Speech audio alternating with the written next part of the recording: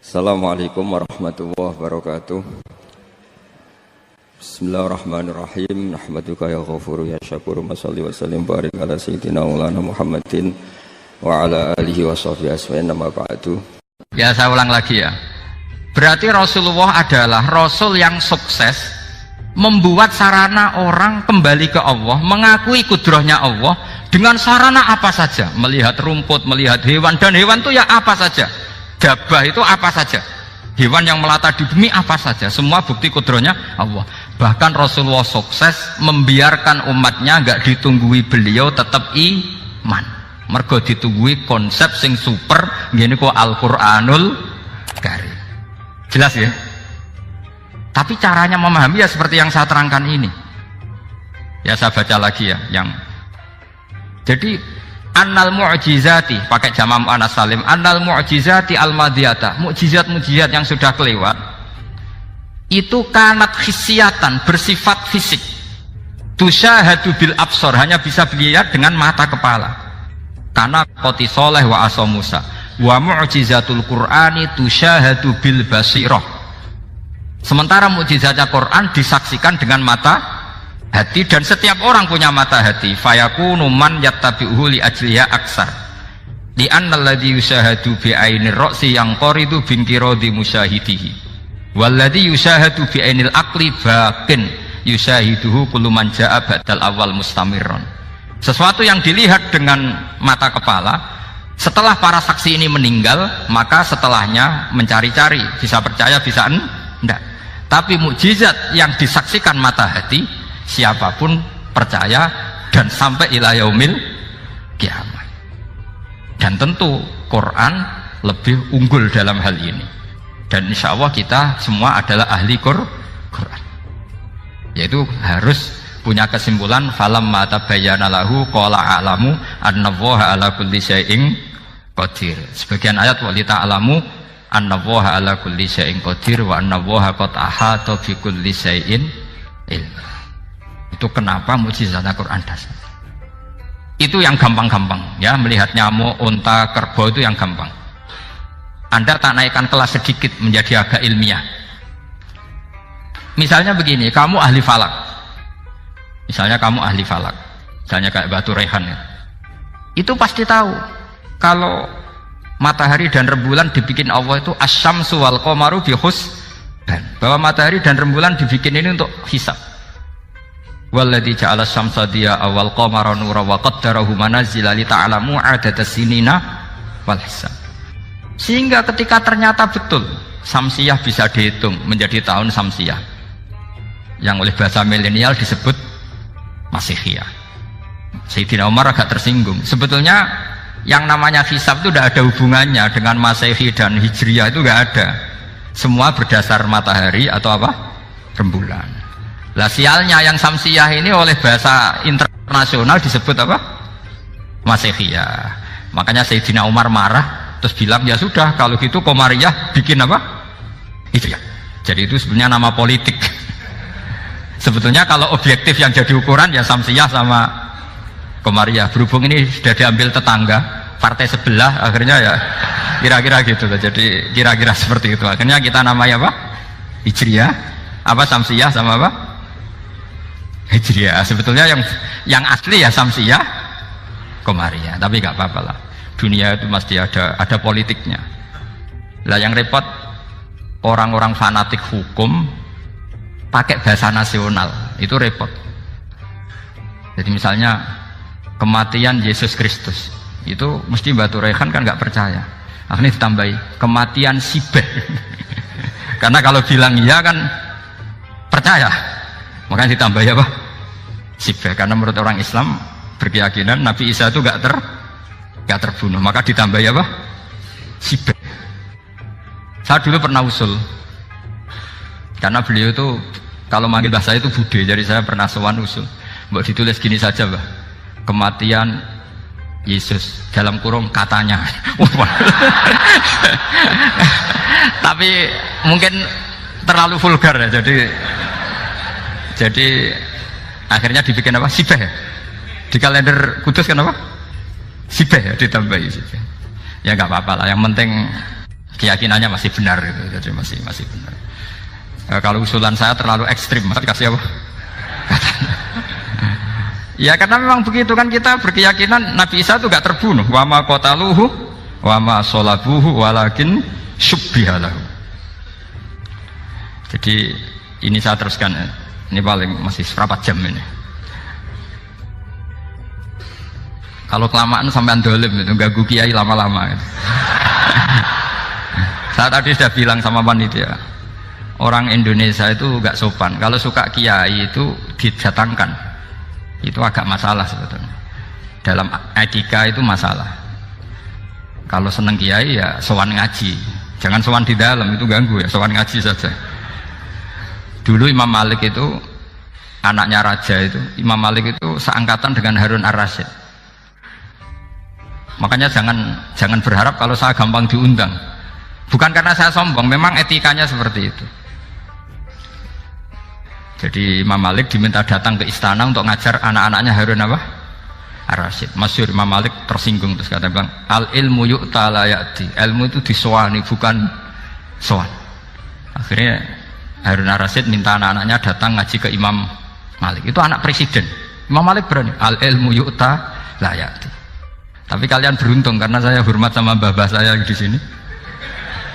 Wong makom buyut saya itu ya berarti apa ya? Selatannya makamnya saya Ja'far Shadiq itu di situ kan ada makamnya Mbah Soleh, Mbah Maksum, itu mbah-mbah saya. Nah, makanya dulu saya ngaji di sini lama di Damaran itu. Maksudnya lama itu ya mungkin setahun.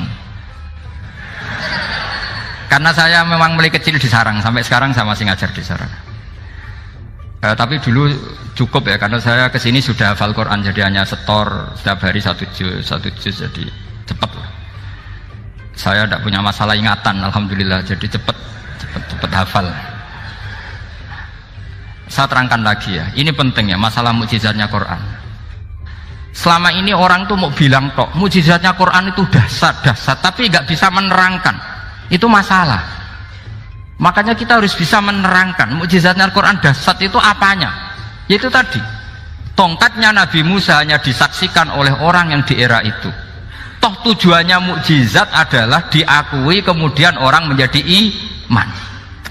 Lalu Rasulullah SAW beliau sudah intaqala ila rafiqil a'la. Tapi konsepnya Quran menjadikan orang yang nggak ditunggui beliau tetap iman ila yaumil kiamah. Itu yang maksud fa'arju an aku na aktsarahum tabi'an yaumal kiamah. Mukjizat saya itu cukup Quran kata Nabi, dan dengan mukjizat itu orang akan iman ila yaumil kiamah. Caranya seperti ini. Karena tadi sedahsyat-dahsyatnya mukjizat, tujuan utama orang terdikte supaya ikrar ngakui kudrohnya Allah. Lah ngono kok ngenteni tongkat sakti lah opo, cukup deloknya mau. Paham ya? Jelas ya? Alhamdulillah, mau naik kelas ini sudah benar ini sudah benar. Terus kedua begini, kedahsyatan Quran lagi. Quran itu bisa merunut, mentartibkan logika. Bahkan logika ini logika yang universal. Siapa saja merasakan logika itu. Misalnya begini. Dulu orang kafir itu punya Tuhan banyak. Tentu yang dipertuhankan ya mana? Yang dipertuhankan itu banyak. Karena pikiran mereka urusan banyak, problem banyak, ya Tuhannya harus banyak. Ada BPKB 3D kan, istri cerewet, macam-macam lah itu kan. Problemnya banyak, maka Tuhannya harus banyak. Karena Tuhan itu maknanya penyelesai masalah. Sehingga kalau masalahnya banyak, Tuhan harus banyak. Ketika Rasulullah membawa konsep satu Tuhan, mereka janggal. Makanya mereka bilang, aja'alal alihata ilaha wahida inna hadza lasyai'un ujab. Masa Tuhan satu? Ini aneh, nggak bisa. Tuhan harus banyak, karena masalah kita banyak. Itu terpatri, di otak mereka terpatri. Lalu Nabi dengan santai diajari Allah menerangkan, andaikan kalian punya majikan banyak dan perintahnya beda-beda, kamu suka enggak? Ya enggak suka, mat, enggak enak. Punya majikan banyak itu udah enak. Milih mana majikan banyak sama satu? Satu aja, mat. Tuhan kamu adalah majikan kamu. Kalau banyak kamu bingung. Ya mat, satu aja mat.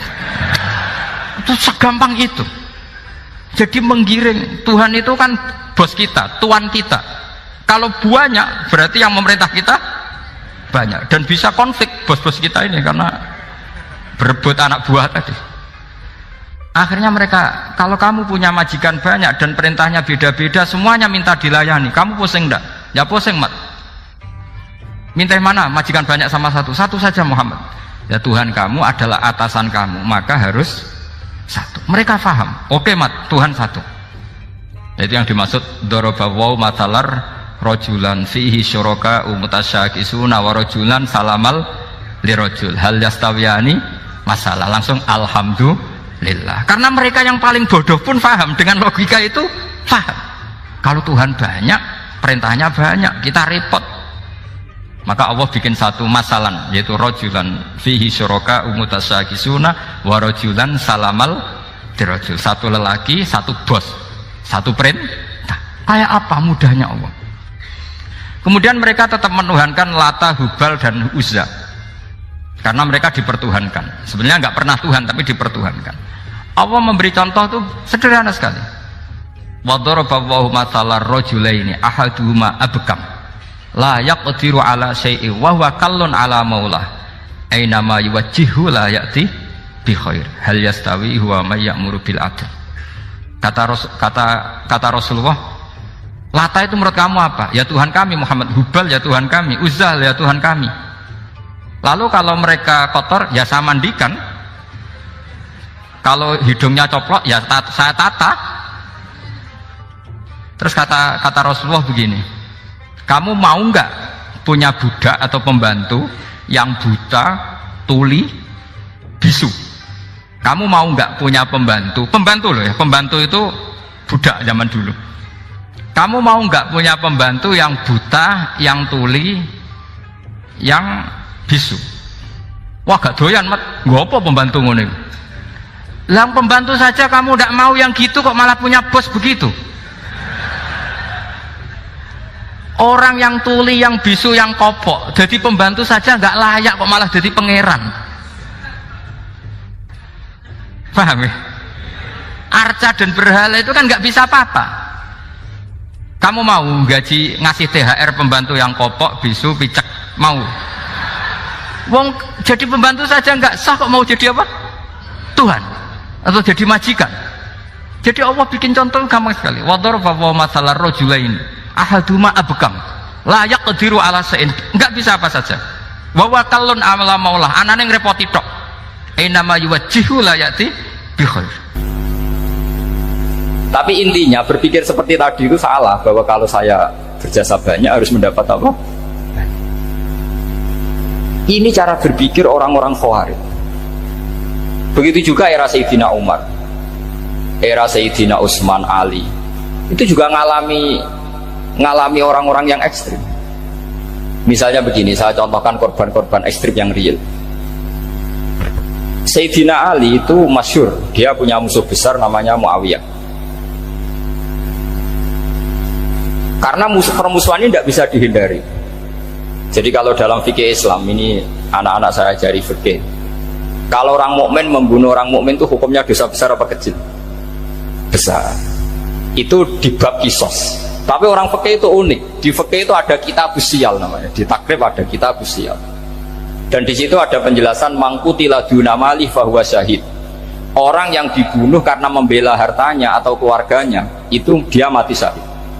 Kalau dia posisi membunuh, maka malingnya atau penjahatnya muhaddarun damu, nggak punya hak nuntut kisos karena dia anggap nggak ada artinya darah. Nah sekarang begini, suatu saat ada garong ke rumah Anda, ingin membunuh Anda karena ingin mengambil harta Anda. Anda ingin ingat status mukminnya atau status garongnya? Terus kamu mau dibunuh diam aja? Saya tidak mau membunuh orang apa? Mukmin atau membunuh orang muslim. Nah, kesulitan yang dialami Sayyidina Ali seperti itu. Orang-orang Khawarij cara berpikir, entah Ali ku geblek, wong mukmin kok pengen mateni wong mukmin. Muawiyah yo geblek pisan, wong mukmin kok pengen mateni orang mukmin. Padahal suasana sudah kacau. Ketika seorang penjahat mau membunuh yang punya rumah dan yang punya rumah ingin membunuh penjahat, itu namanya mukmin bentrok sama orang mukmin. Apa orang benar sahibul hak ingin mempertahankan haknya? Tidak sampai saya tanya. Itu sohibul hak, yaitu yang punya rumah ingin mempertahankan haknya. Meskipun dalam duel ini kadang terjadi pembunuhan. Nah di sini ini ya, ulama ahli sunnah menyebut masalah ijtihadiyah. Kelompoknya Sayyidina Ali mempertahankan nyawanya meskipun dengan cara membunuh pasukan Muawiyah. Pasukan Muawiyah juga mempertahankan nyawanya meskipun harus membunuh pasukan Ali. Zaman itu susahnya ijtihad seperti itu. Tapi orang Khawarij cara berpikir enggak, ini biang keladi masalah itu Ali sama Muawiyah. Akhirnya mereka malah rapat, ya sudah dua-duanya bunuh saja.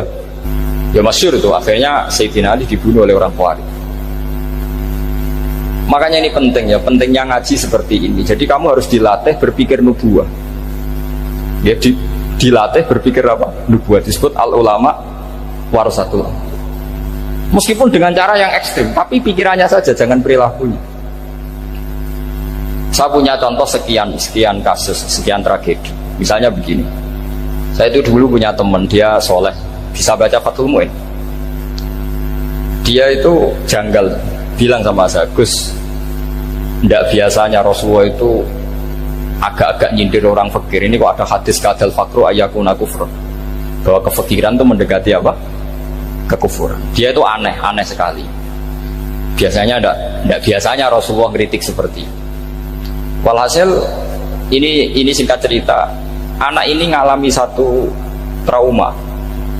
Dia itu miskin.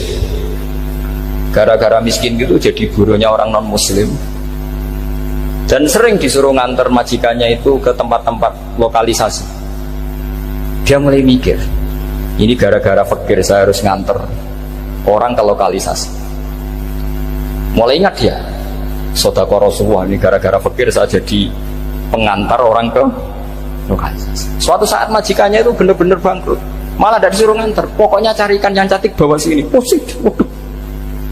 Nah, dia akhirnya walhasil lari terus keluar. Terus dia cerita betapa ekstrimnya fakir, sehingga gara-gara fakir saya harus jadi penolong orang yang mau apa masih. Anda boleh berpikir ekstrim, tapi ekstrim dalam melawan kemungkaran, yaitu tadi saya nggak boleh jadi fakir, tapi takutnya fakir yang nanti jadi alat kemasan. Imam Ghazali juga punya contoh seperti itu. Imam Ghazali pernah marah besar ketika tren di Baghdad itu orang belajar fikih semua. Hatta la yakuna thamma tabibun illa min ahli dhimmah, kata beliau. Sampai di Baghdad itu tidak ada dokter kecuali orang kafir dhimmah. Akhirnya kalau ada ulama sakit, saya masih ingat pas kecil, kalau ada ulama sakit itu tidak boleh dibawa ke rumah sakit. Takutnya ketemu dokter non muslim malah disuntik langsung apa? Mati. Akhirnya ulama saat itu berfatwa, orang Islam harus ada yang jadi dokter. Banyaklah gus-gus yang sekolah kedokteran. Yang masyhur ya seperti Sahal bin Abdul Fattah. Itu dulu putranya Ki Fattah yang menolong Mbah Mahfud saat sembunyi. Saking idolakannya Basal, anaknya dinamakan Sahal, tapi dia jadi dokter spesialis bedah. Begitu seterusnya urusan negara. Dulu itu orang jabat itu tidak boleh, karena jabat itu dekat dengan syubhat, dekat dengan haram. Tapi gara-gara pejabatnya non muslim, kalau bikin aturan ya ala non muslim. Ulama akhirnya sadar, andikan kita yang jabat pasti tidak seperti itu. Bisa bikin perda ini, bisa bikin pelaturan begini yang menguntungkan Islam. Nah, jadilah banyak pejabat yang sekarang muslim. Tempat-tempat maksiat diobrak-abrik sama Satpol PP macam-macam. Kita untung. Tapi kalau orang-orang Khawarij pikirannya pokoknya pejabat itu dekat dengan haram, dekat dengan syubhat. Padahal dengan kita jabat bisa bikin perda atau apa yang menguntungkan Islam. Kemudian menjadi masalah baru secara fikih. Ini adik-adik dengerin biar kulino senam fikih. Kalau caleg soleh, misalnya Mas Nadif nyaleng, ini tadi tak guyoni, mau jadi bupati ndak, kalau ya mau usah dukung. Jadi misalnya gini ya, Zaid sama Bakar, misalnya Bakar itu orang soleh, mau jadi calon lurah. Dia tahu kalau dia lurahnya kampung lebih baik. Kalau yang jadi ini Zaid, itu kampung itu rusak karena dia suka dugem, suka macam-macam. Kemudian Zaid ini pasti jadi karena beli suara. Misalnya per kepala itu dibeli 50.000. Bakar ini kalau nggak beli suara kalah. Padahal dengan kalahnya Bakar artinya kemenangan kemungkaran. Itu zaman era Fathul Mu'in, muridnya Ibnu Hajar Al-Haytami. Ibnu Hajar muridnya Abu Zakaria Al-Ansori itu fatwa, yang soleh ini wajib beli suara, bukan boleh, wajib beli suara. Nah, tapi ini namanya tidak nyuap, perlu dicatat, ini namanya tidak nyuap. Jadi tidak bisa kamu kaitkan misalnya ar-rosi wal murtasi finnar, yang nyuap maupun yang menerima suap adalah sama-sama di neraka. Tidak bisa seperti itu, karena logikanya dibalik. Sekarang Bakar ini beli suara itu untuk membeli kebenaran, untuk mengawal kebenaran. Zaid beli suara untuk menopang kebatilan. Berarti namanya Bakar ini penyuap atau pembeli kebenaran? Pembeli kebenaran. Harus dibedakan. Nah, ini pentingnya ulama. Memang nyatanya seperti itu. Yang dikatakan nyuap, riswah itu adalah membayar uang li'ibtolil haqqi, untuk membatalkan kebenaran atau membenarkan kebatilan, itu namanya nyuap. Tapi kalau mengeluarkan uang untuk menghakkan barang hak dan membatalkan barang batil, itu namanya uang perjuangan. Nah, ini pentingnya mikir. Jadi ulama itu mulai dulu sudah berarti. Nah, sekarang sudah banyak orang-orang khusyuk yang biasa di masjid khusyuk. Kalau ditanya zaman akhir rusak kabeh, wong soleh-soleh wis nyuap. Kalau orang soleh ini tidak nyuap, ya tidak jadi. Kalau nggak jadi, mereka nggak ada yang jadi DPR, nggak ada partai Islam, habis malah Indonesia. Saya itu punya kenalan banyak pakar-pakar di Jakarta, itu cerita saya, Pak Baha. Indonesia itu solusinya gampang. Kita ini punya Bali, punya Batam. Itu kalau Bali dimakaukan, Batam dikayakan Hollywood. Amerika kaya itu bukan karena hebat, pornografi dijual, tinju di Nevada itu dijual, di Las Vegas dijual, apa saja dijual. Kalau tidak kaya itu gimana? Sementara Indonesia mau aur-auran gitu, sukan partai Islam. Sebenarnya Indonesia gampang, kalau ingin kaya, Bali itu dikayakan Hollywood atau dikalahkan Makau, jadi kota judi. Batam dijadikan kayak Las Vegas. Itu transaksinya pasti triliunan.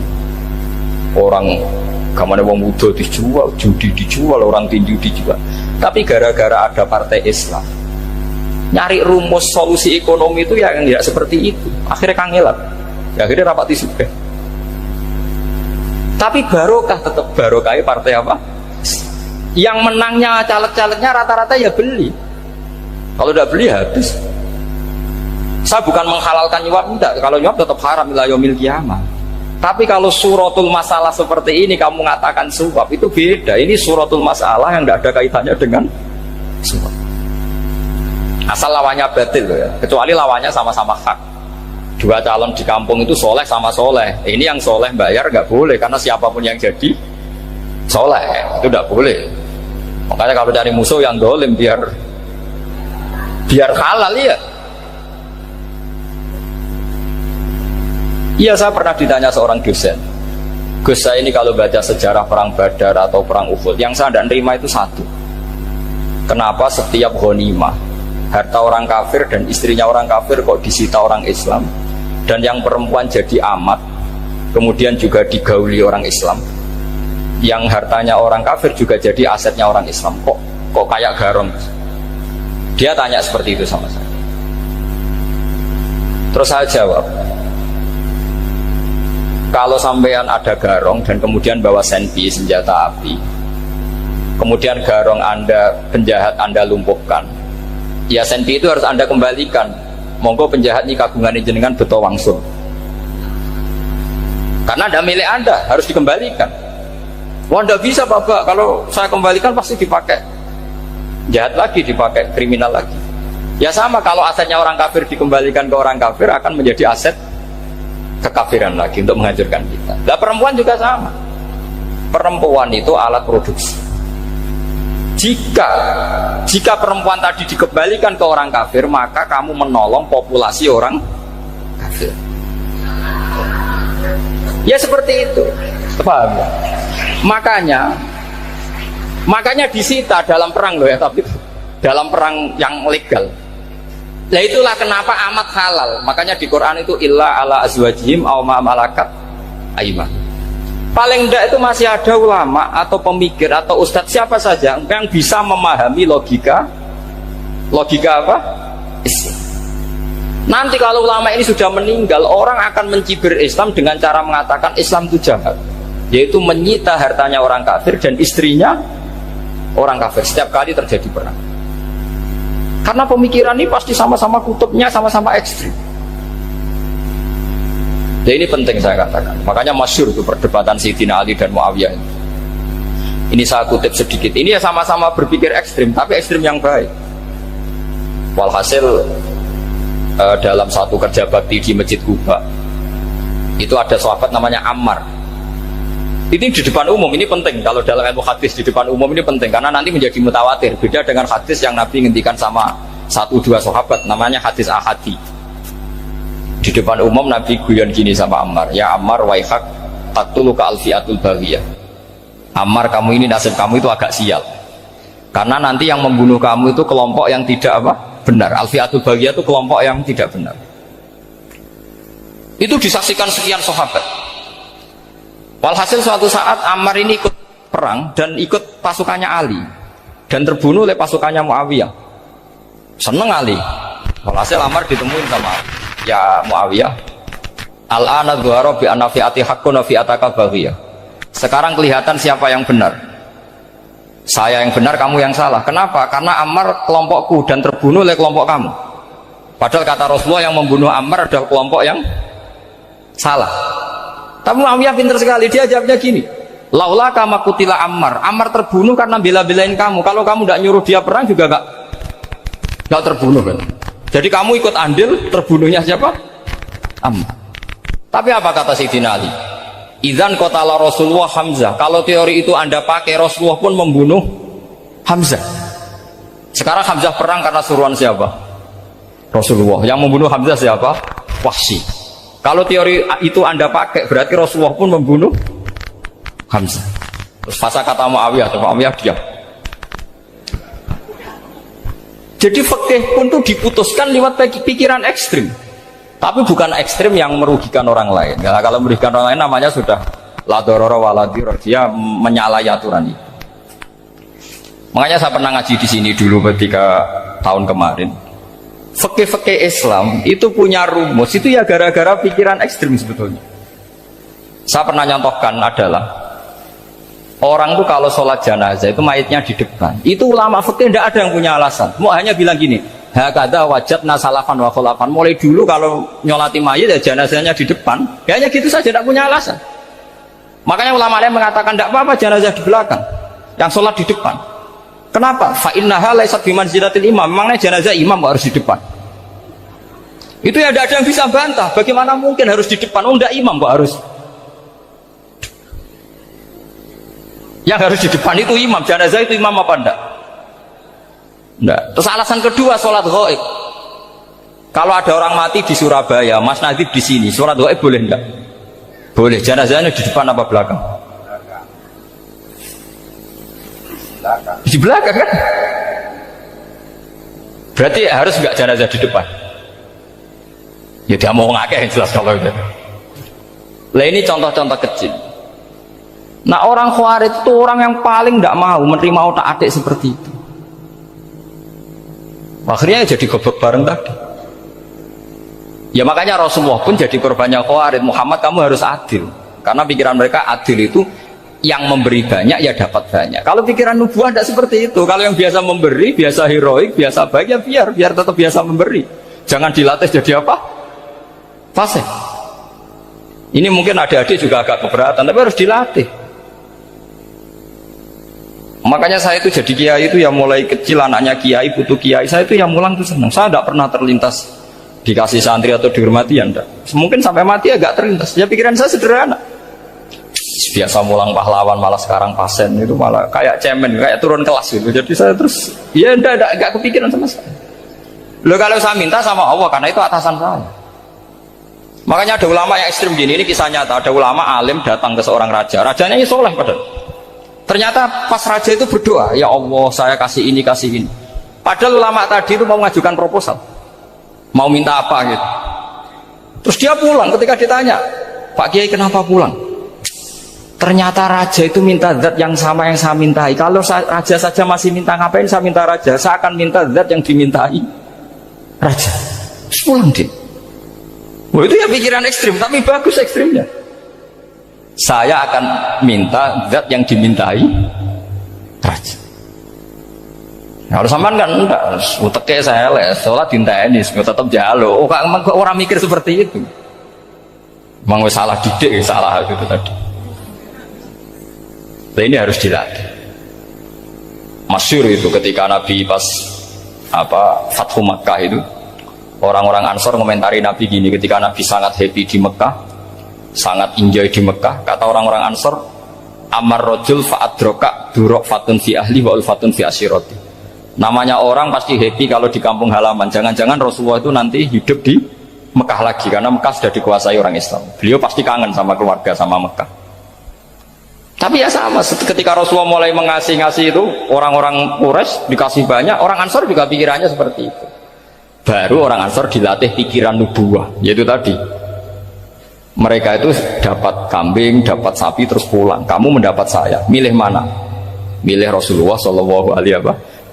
Sekarang kamu saya balik, kamu punya kiai, kamu bisa memberi hadiah, memberi beliau. Suatu saat kiai anda ini kaya raya, terus sering ngasih orang-orang yang nggak pernah berjasa, kamu nggak pernah dikasih. Itu kalau pakai pikiran Khawarij, kiai ini salah karena ngasih orang yang tidak berjasa. Tapi kalau kamu pakai pikiran nubuah, enggak.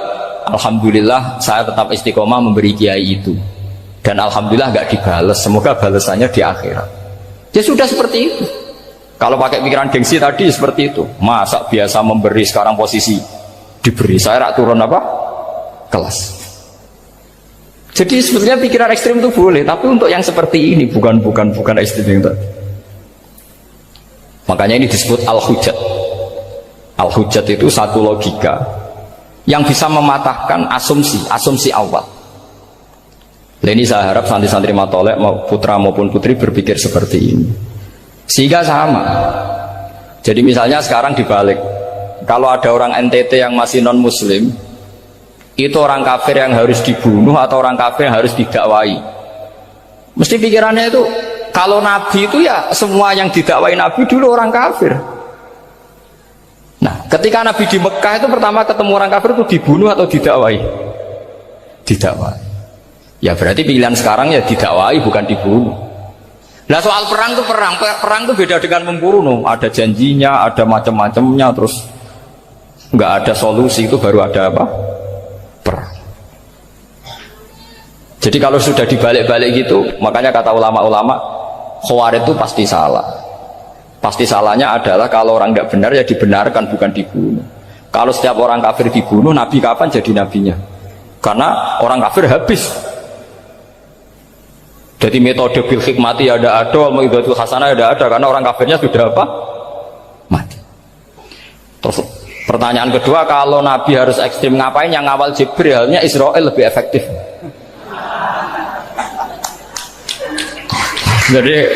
Jadi kalau sama-sama ingin ekstrim, Nabi itu nggak usah dikawal Jibril, kan tidak efektif kan?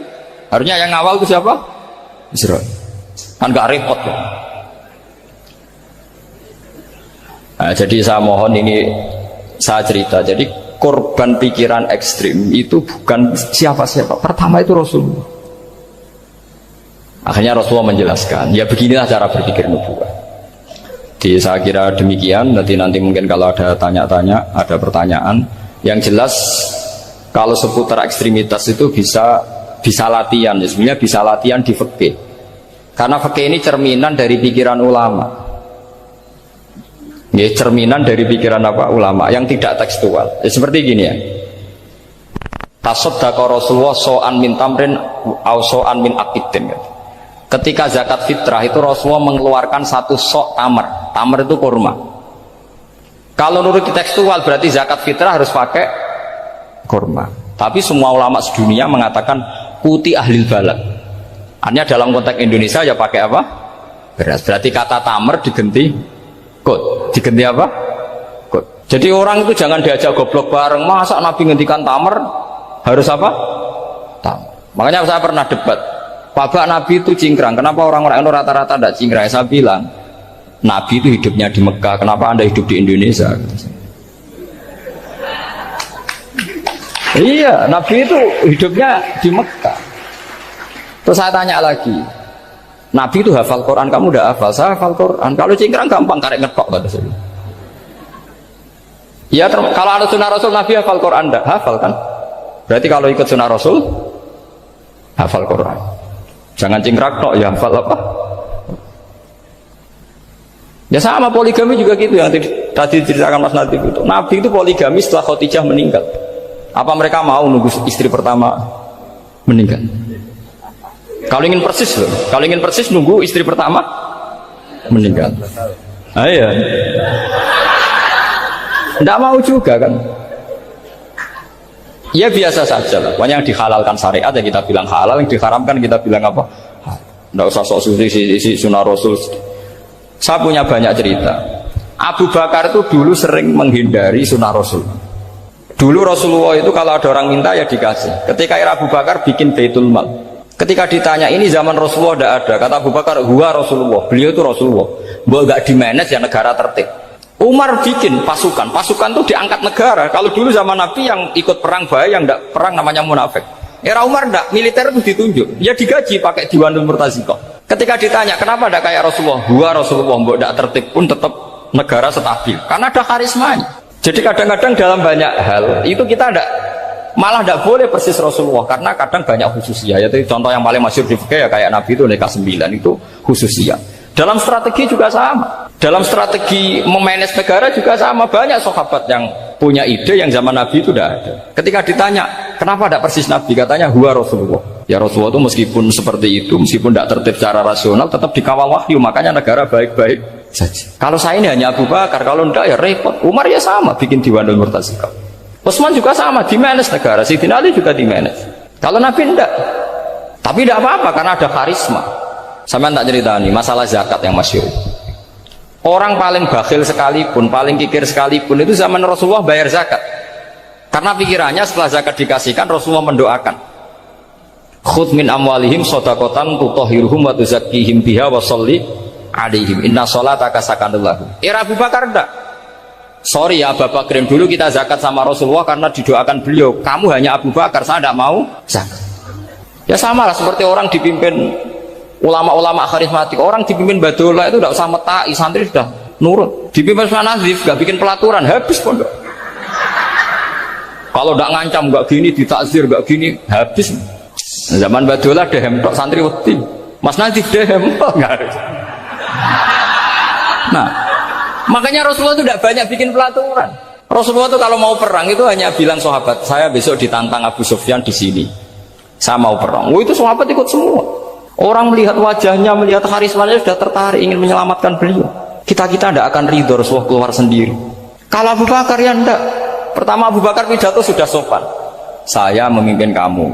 Ini qad wulitu walastu bi khairikum. Saya ini memimpin kamu, tapi bukan berarti saya yang terbaik.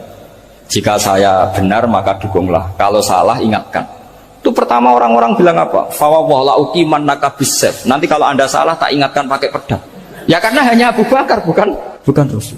Jika diatur lah, ini ada militer, ada pengawal, ada Baitul Mal. Era Umar lebih modern lagi, ada Diwanul Murtaziqah, ada macam-macam. Ya Rasulullah nggak ada. Nah sekarang orang sidik-sidik muni sunnah Rasul, padahal ada sunnah Rasul yang khasnya Rasulullah sebagai nubuwah. Ya, khasnya Rasulullah sebagai apa? Nubuwah.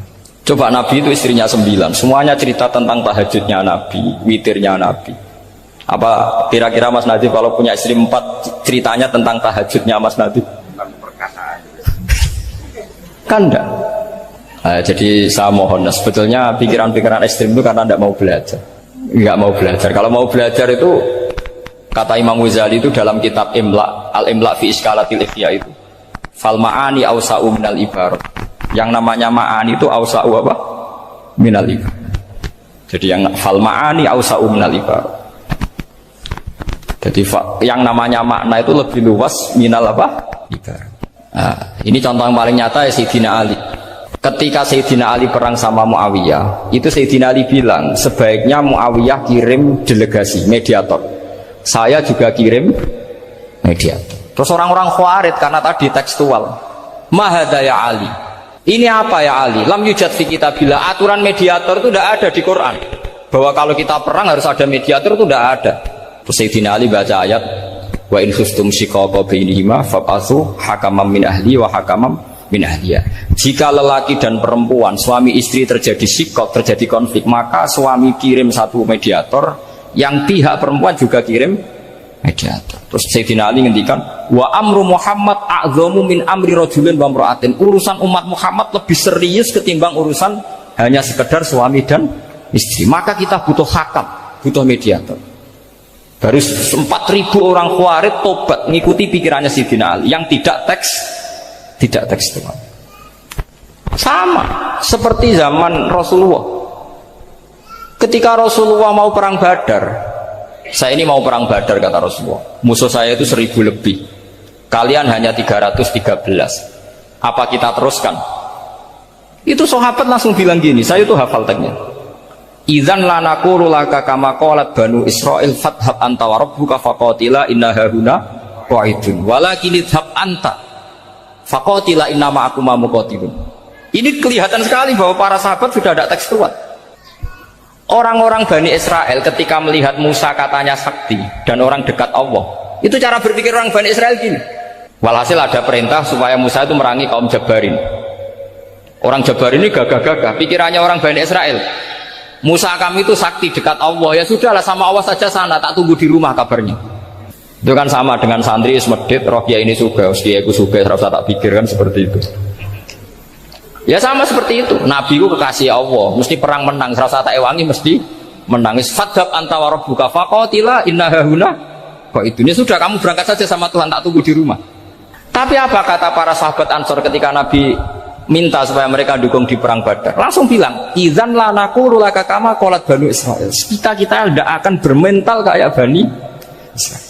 Ini tekstual pada enggak. Mereka punya mafhum, punya pikiran. Cara Mas Adi punya kreatif. Bahwa ini mental yang bejat, kita tidak akan meniru seperti itu.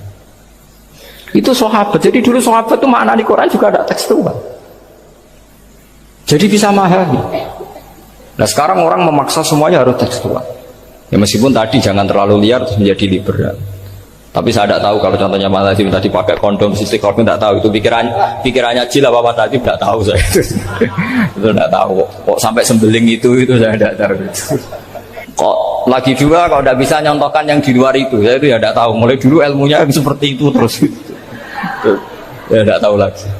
Jadi mulai dulu zaman Nabi pun itu sudah ada pikiran-pikiran seperti itu. Jadi tekstual atau harfiah itu ya enggak. Nyatanya sahabat langsung bilang idzan la naqulu laka kama qalat banu Israil. Ad-dinu yusrun wala yusyadahadatina ahadun illa ghalabahu. Yasiru wala tu'assiru basyiru wala tunaffiru. Makanya gue usah sok suci, hidup itu gak ada pilihan. Misalnya kalau saya ditanya, bina wong fasik itu penting gak? Penting. Tapi kancanan wong fasik itu haram, mari katut. Tapi kancanan wong fasik itu haram, mari katut fasik. Ti ngembarno wong fasik umat Rasulullah ya haram, umat Nabi kok barno. Kancanan yo haram, ngembarno haram. Lah terus piye, Gus? Ya ora piye-piye.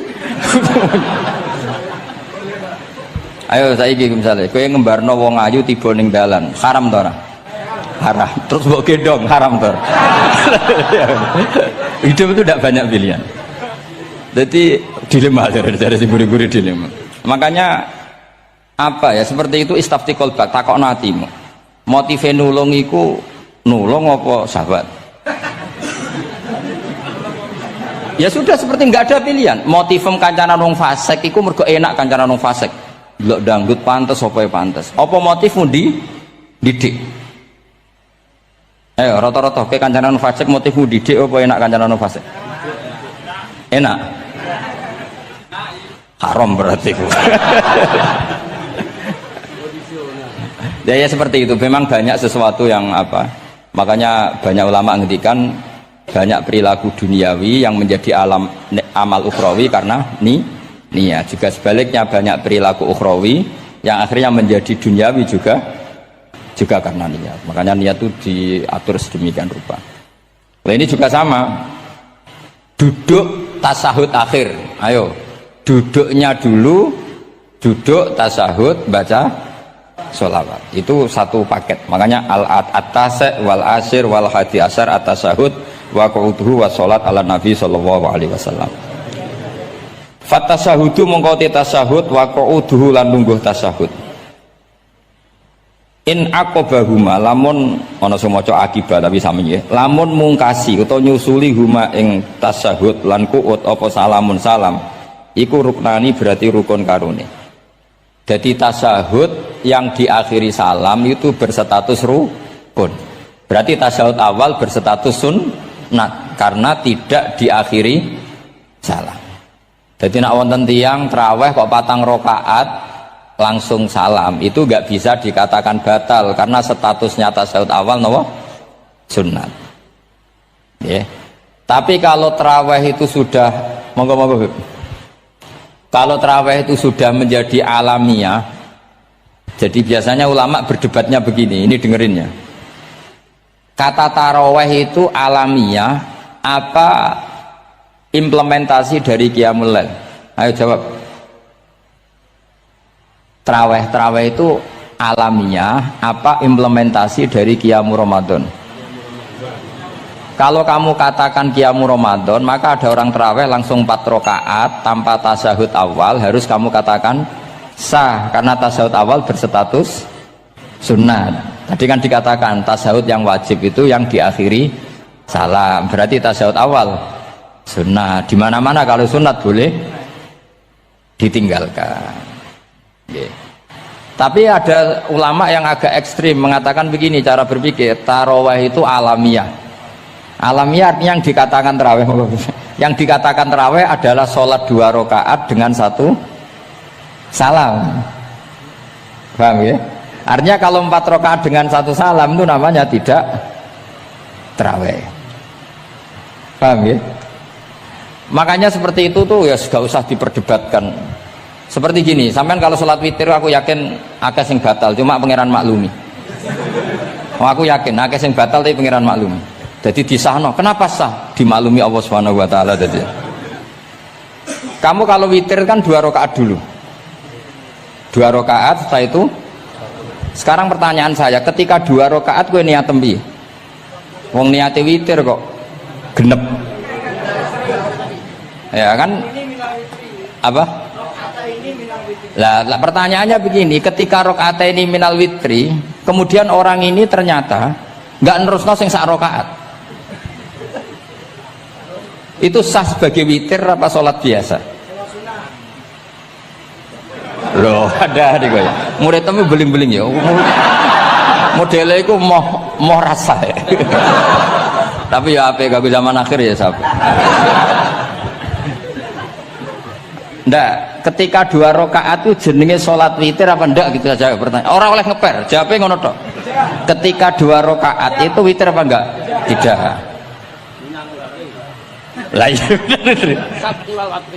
Lah ya ikut paket witir. Berarti niatnya sampean gini, ya Allah saya sholat 2 rakaat, ini paket witir loh Gusti. Makanya shollu sunnatan rakaat ini minal witri. Jadi seperti itu kan bingung kita. Nah sekarang begini, ndak ini latihan fikih karena saya pengajar fikih. Kalau ada orang sholat, ya saya ulang lagi ya, ada orang misalnya begini, ada orang sholat terus sarungnya itu pas sampai dengkul, sampai lutut. Kalau dia rukuk pasti jengking pupune ketok. Iku batale ngenteni wis rukuk apa mulai pertama batal? Enggak, jawab betul. Apa? Ketika rukuk apa mulai berdiri sudah batal? Ketika rukuk. Awas elengin enggak ya?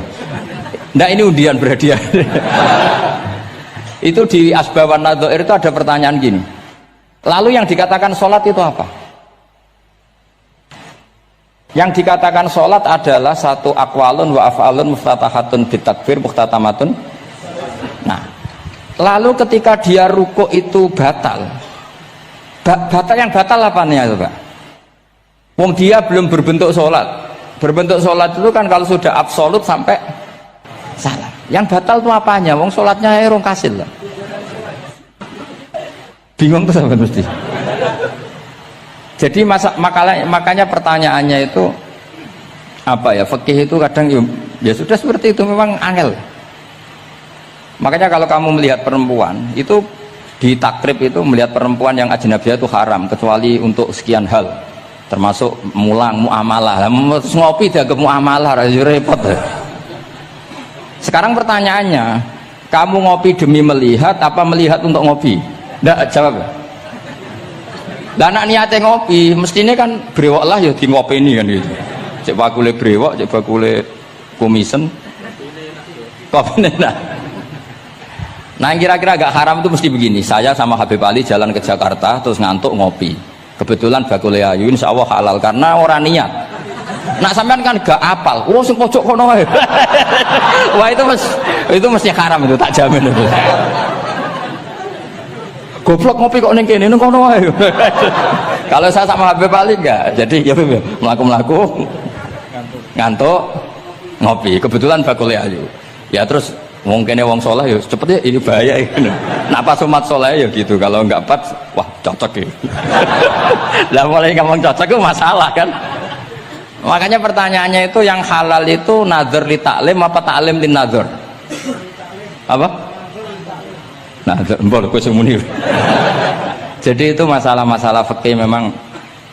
Makanya kalau berteman orang fasik itu hati-hati ya. Kalau itu kamu lihat umatur Rasulullah Shallallahu Alaihi Wasallam yang perlu kamu selamatkan, yang perlu kamu bina, jenenge tarbiyatul fasik, membina orang fasik. Tapi kalau kamu memang bermental fasik, ini namanya mualah, berkawan sama orang fasik. Itu hukumnya langsung rubah. Kalau mualah ya haram, kalau tarbiyah sunnat atau bahkan wajib. Lah takok bedane piye Gus? Ya takok awakmu. Ya sudah seperti itu, nggak ada jawabannya sudah. Sengko nang akhirat fayunabi hukum bima kuntum tak malun. Sengko apa piyambak sing apa menghisab. Mohon kula terusno nggih. Wa illa fasunnatani. Wa illam yaqib huma salamun fasunnatani. Terus ini aturan pokok fikih sebenarnya wa kaifa ada jaza. Sebetulnya aturan duduk itu enggak ada. Kamu duduk gaya apa saja itu sah. Wa kaifa ada lan hale kaya apa lungguh sapa wong jaza mengko wenang apa ikilah kuut. Terus tenggene lungguh teng napa? Tasawuf akhir misalnya kowe sila ya sah. Gaya lungguh apa sah? Meskipun ya rada kurang ajar mau salat arang-arang wae kok. Tapi secara hukum sah. Jadi misalnya wonten wong desa terus kadang tasawuf akhiru sikile rada mlekang, kadang wis pokoke wa kaifa ada jasa. Jadi pentingnya ngaji ngeten iki paling gak nglahirno husnudzon bahwa aturan duduk itu gak ada. Misalnya aja mentang-mentang sampean khusuk lungguhe bener terus nek ana lungguh rontok metintang sithik wah iki gak sah. Gak tau ngaji. Kowe sing ora tau ngaji maca wa kaifa ada jaza. Aneh-aneh. Kowe sing ora tau ngaji wa kaifa ada jaza. Enak ora tau ngaji malah nuduh. Iso wae sing lungguhe ora bener ku wali malah lara kowe. Meskipun agak-agak ya ora. Wali kok lungguhe ngono. Tapi nek misale wali tenan kualat sampean. Wa kaifa ada jaza. Terus hukum itu penting. Sehingga kalau sampean haji tenggene Mekah niku salat itu mau macam-macam. Kula sing nganti saiki iskal tapi wis ora iso protes. Niku lho, Beb. Wong kuat ngadeg nggawa kursi nak salat kok lungguh. Nak teng Indonesia wong salat lungguh ora ngentosi bener-bener lemah. Ning Arab gak kuat nggawa kursi. Salate lungguh. Engko nak ngarep iku sofa kosong, kursine digawa. Ya lungguh meneh. Batinku lungguh kursi ngalor idul kuat kok salate. Nak teng Jawa iku anggere ngape mati cek salat ngadeg. Kursine enteng. Kursine enteng. Dadi ya kula mboten ngerti nih. Ada lagi yang orang Arab, mungkin Arab Bedui. Itu kalau ada yang nelpon, itu teleponnya dijupuk. Jap soli. Kalau aku dong ditakoi, Gus iku madzhab apa? Aduh, mayo ketoke madzhab goblok. Apa disalahno iku wong Arab? Wong Arab. Ora disalahno iku. Akhirnya debat. Soli iku pirang huruf? Ya telu nak cara nahwu nggih. Shot, lame sitok kan tasdid berarti telu. Telu wis batal loro. Batal. Pas ya. Yo kok pas. Seru repot. Repot-repot.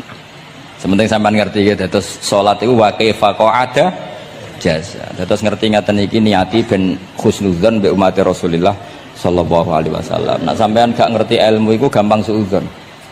Lungguh kok ngono ning dinggon salat tasawuf akhir lungguhe yo ngene. Lah lungguh yang dilakukan Rasulullah itu bayangan ideal, standar ideal tasawuf akhir duduke ya kaya Rasulullah sing ditirokno para ulama sampai guru-guru kita. Tapi itu tetap standar afdholiyah, standar utama. Tapi sakjane wa kaifa ada jaza. Jadi penting sanggep ae ben mari husnudzon. Di misalnya orang tasawuf akhir kok ambek swilo ngono wis. Anggap ojo tuh, wah aliran nih, ojo ngono sih. Iki bar ngaji Minhajut Thalibin lagi seneng-senenge praktek ngono. Tapi ya ora pati wali mesti. Wali kok kontroversi aneh-aneh. Cuma umpama ngono kowe aja langsung darani gak sah. Apa meneh nuduh aliran. Wis biasa wae, tapi aja praktekno nggih. Pokoke umume wong lah ben gak kontroversi. Tapi kalau ngadepi wong liya tetap kita keyakinan wa kaifa ada jaza dengan duduk gaya apa saja sah. Kados sing teng Arab yang gendut lho nak salat kan sikile di selujungno. Mergo jajal tahiyat kados umume tiyang nggih geblek kula nate ora wong gendut nata wetenge kan gak iso. Dadi lungguh sikire to bujur. Lah mergo jajal praktekno guling tenan. Nah niku takbire ya wa kaifa ada jaza. Tapi Pak Ngangan ya ora sopan, wong sowan pangeran kok ngono iku terus piye? Lah Pak ini baru kayak ngaji gitu terus wong niku ben gampang husnudzon ambek umat Rasulullah sallallahu alaihi wasallam. Mergi kita tuh gak mungkin bayangno donya ideal itu ora mungkin. Kok jeneng roh tiyang tawaf ngono semua macam-macam. Coba misalnya mboten enten pendapat Imam Malik sing darani batale wudu nyuwun sewu lamsu maknane jima. Madzhabe Abdul bin Abbas. Lah sampean tawaf ya mesti rasah, mesti kedemek wong wedok. Kedemeke wong ayu-ayu, kadang kok ya gelem tenan. Lha itu satu-satunya solusi ke kita intikal napa? Mazhab. Oh, tetep ra iso ora kedemek. Wis aku ora ganteng lah tetep kedemek. Niat khusyuk ae tetep kedemek. Apa meneh awale wis rapati khusyuk. Lho kok iso wong khusyuk ae kedemek. Kalau nanti tawaf pas haji, kalau haji tahun 2012 nomor 13 bar tawaf beb niku tok saiki ku untuk bojone wong ya. Jadi dekne nyongko aku bojone dicekeli pundakku. Wong tawaf wong lanang kan ngomong kan dari belakang kan sama semua. Bareng terakhir didelok, lho jebule ora. Piye gitu. Lah aku ya ora krasa lagi usul pangeran coba. Aku coba bayangno kok sampeyan terus krasa mboten. Wah ngenyek wong niku, ngenyek wong niku.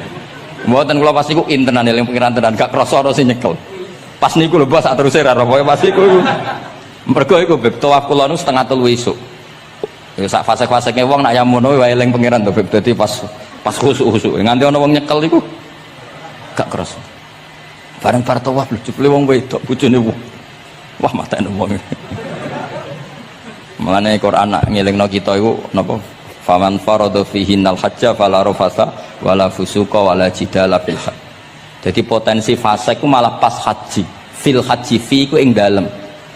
Lah kok mboten sebuti teng Arab niku wong nak mboten haji ku wajahe ditutup nganggo cadar. Tapi nak pas ihram malah wajah wajib dibuka. Iku wis mari uji nyali tok. Kalau nate di konco khusuk tenan ya khusuk alim. Niku nate di kesempatan ngambung Hajar Aswad. Pas sampai ngambung, pas untuk detik ngambung, pas ana wong Turki wayu pas ngambung. Niku cerita teng kula, cara tak terusno Gus. Iku ora kena Hajar Aswad. Kena pipine cah wedok. Lho pangeran niku kok iso detiknya sama tuh. Pas sampai ngambung, pas posisi Turki yo wayu Gus. Lha iku wong alim eling ayune, ora eling Hajar Aswad. Rezeki wae. Mulane Hajar Aswad itu ngenes, mulane dari Hajar Aswad aku dhisik putih. Gara-gara dosane Bani Adam dadi ireng. Mane kata yang haji nangis kan termasuk niku nyesal deh. Jebule wong sing rayu bojone tok wong nundune wayu kabeh. Sing bagian niku maksudnya. Dadi njen repot. Pangeran niku nguji ngoten faman farada fihinnal hajja fala rafatha wala fusuqa wala jidala fil hajj. Bener nak salat. Sak fasek-faseke wong pas salat iku mesti warung lanang-lanang. Salate ning masjid ngarepe wong lanang, pinggire wong lanang. Haji mboten. Masjid Haram, masjid paling suci sak donya, tapi itu uji nyali tenan. Kalau di kanca haji beb tiyang Magelang khusuke sak pol. Selawase ra tau salat jejer cah wedok. Niku salat jejer cah wedok sing disuci-suci cah wedok. Nangis betul. Lah kula rapati khusuk ya ora nangis biasa wae. Nangis. Lho sampean nek musim haji kan kredit. Dadi kanan kirine wedok ning ngarepe wedok. Dekne sujud gelem ra gelem kudu ning bokonge cah wedok. Sing ning cerita-cerita kitab lho, nak haji hujud ku ning bokong. Lha iku tebakan bokonge wedok. Nangis. Gus kula niku tiyang Magelang, sak urip-urip kula ora tau jejer wong wedok. Wong khusuk. Kaya bakat dadi wali, kaya khusuk. Nangis bar haji. Gus kula napa hajine mboten ditampi kok nate ngalami sujud. Aku piye ben ngandani wong khusuk bingung kok ngandani wong khusuk. Ngongkon istighfar ndekne ra salah wong kepeksa. Ngongkon nikmati wong khusuk kok tak kon nikmati. Lho cara sing takok sampean. Aku meni gayamu. Jawabnya gampang, cara sing takok sampean jawabnya gampang. Nggih piye? Paling gayamu apa? Iki sing takok wong khusuk. Yakin sing takok sampean gayamu. Sing takok niku tiyang khusuk mek nangis tenan, nyesel. Memang haji itu unik, makanya Allah ngikatkan fala rafatha wala fusuqa wala jidalu fil hajj ing dalem pas nglakoni. Mencen uji. Jidal kaya ngoten. Ana wis mari muring-muring. Wis niat khusyuk, niat sabar bebe. Ono wis sing marai muring-muring. Memang ujian betul. Lho kula nek wis kecelok wong gak gampang muring-muring. Wis terkenal lah nek kula seneng guyon ra gampang muring-muring. Nate badhe niku Beb. Romyu tanggal 11. Umume haji Indonesia rak koblas zawal. Melok Beb teng rombongan tiyang niku. Wareng tok Mina wonge diding-diding. Iki ajaran napa Romyu kok koblas zawal? Nabi ku ora tahu. Romyu koblas zawal. Nabi mesti Romyu ba'da zawal. Ngamuk-ngamuk. Sakjane kula niku mboten mutawif, kula mboten kaji gaet, mboten kaji tenan nganggo dhuwit. Nak gaet diamuk wajib meneng ya. Engko iso di PHK nak kan. Akhire kula ngomong ngene. Akhire kula dijono Pak Bak sampe sing ngadepi. Ya Nabi ora tau Romyo qobla zawal tapi ora tau ngamuk-ngamuk koyo kowe ya. Mangkel opo. Lah ya Nabi ora tau Romyo qobla zawal tapi ora tau ngamuk-ngamuk koyo kowe ya ngono. Repot. Akhirnya aku wah jari kaji oleh jidal wah akhirnya iya bodoh jidal raiso Kang pemene ngajak bojo geger tok kalau di konco ngajak bojo ya sing kancane sitok ngajak bojo wong Jogja Beb.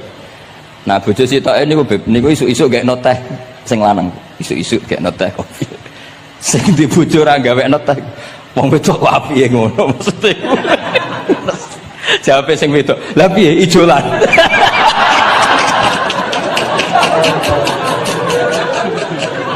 Jadi wong lanang kok kadang spontan lu kan yo kacung.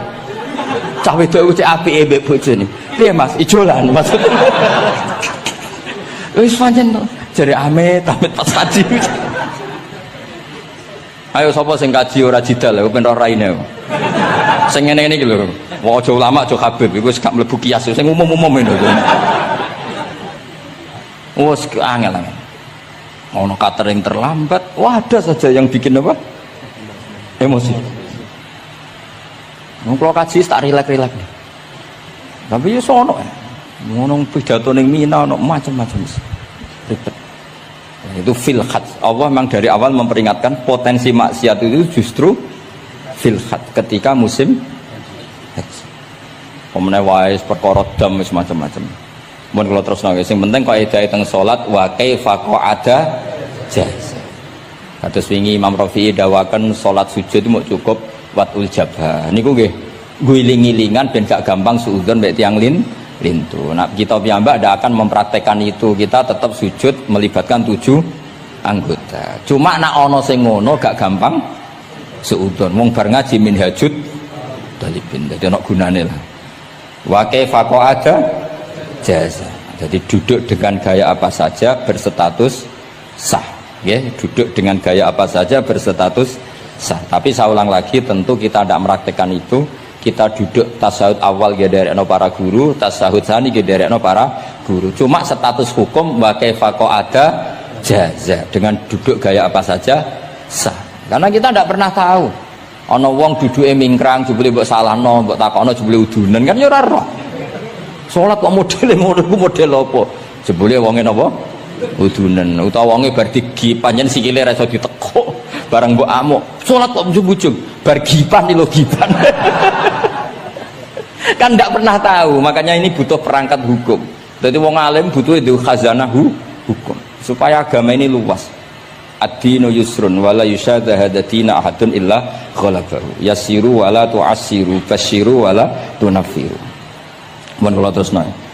Wa yusannu lan den sunatno fil awali ing dalam tasawuf awal apa al-iftirasu lugo iftiras. Mun sampean ngerti niku. Faya jlisu ala ka'bi yusrahu wa yansibu yumnahu wa yadau atrafa asabihi lil qiblah. Wa fil akhir at-tawarruku wa kal iftiras lakin yukhriju yusrahu min jihati yamini wa yulsiku warikahu bil ardi. Ini ora usah diterangno nggih karena apa? Ya sudah pokoknya seperti yang sampean praktekkan itu yang tasawuf awal jenenge napa? Iftiras, yang tasawuf tsani jenenge tawarruk. Ora usah diterangno malah dimanani malah bingung sama. Wal asah yaftarisul masbuk wasahi.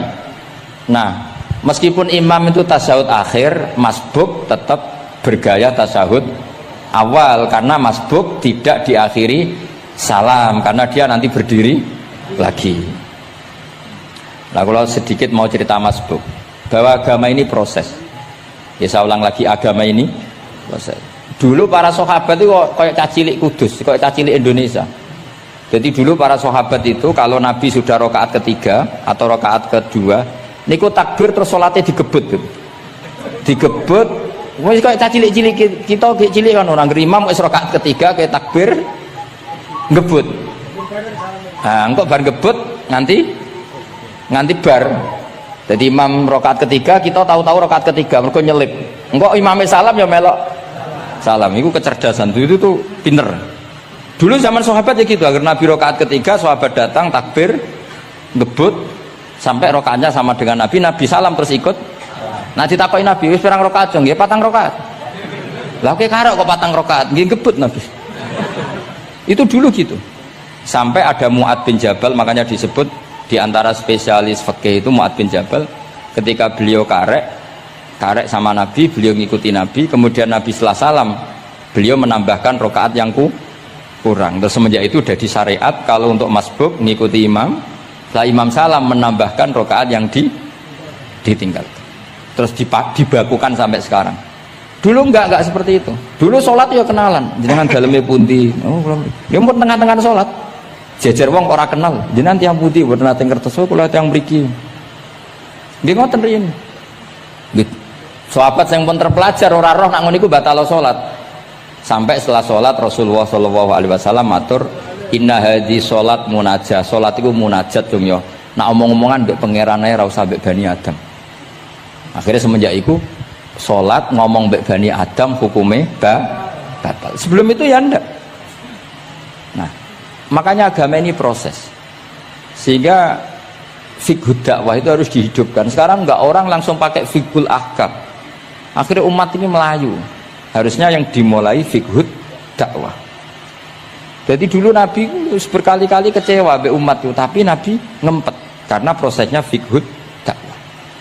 Lho nate wonten tiyang niku nyuwun sewu, ijek di penggawean maling. Sowan Nabi di wis masyhur. Nabi mau ngangkat dia kowe salat. Ada sahabat yang nyuwun sewu rontok usul ning Nabi. Ya Rasulullah, dia punya penyakit sering maling. Kenapa ndak kamu larang supaya tidak maling? Nabi jawab ngeten, sayanhahu ma yaqul. Nah dekne kok salate wis bener ditampa pangeran kok mari-mari di.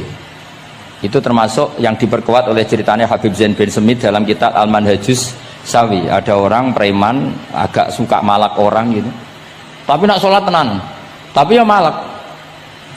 Jane contohnya ya akeh ora usah takok. Ya fase ku macam-macam, preman ono ngegeng delok wong wedok ono delok dangdutan terus ono macam-macam. Tapi nak salat khusyuk. Ada seorang wali yang mangkele iku gunane apa kowe salat wong ijek fasik. Jawabe orang tadi sama siapal kalimatnya yang diceritakan Habib Zain. Ada'u lisulhi maudian. Saya tetap ingin ada alasan saya berdamai dengan Allah. Jadi aku nak pas maksiat itu kan hubungan saya dengan Allah kurang baik. Maka saya tetap akan menjaga 1-2 perilaku saya yang saya menjaga perdamaian dengan Allah. Istilahnya dalam bahasa Arab ada'u lisulhi maudian. Saya tetap punya sisi musolahah berdamai dengan Allah. Sehingga suatu saat mungkin Allah sang pas ridho, sholatnya dia makbulah, kemudian dia jadi wali.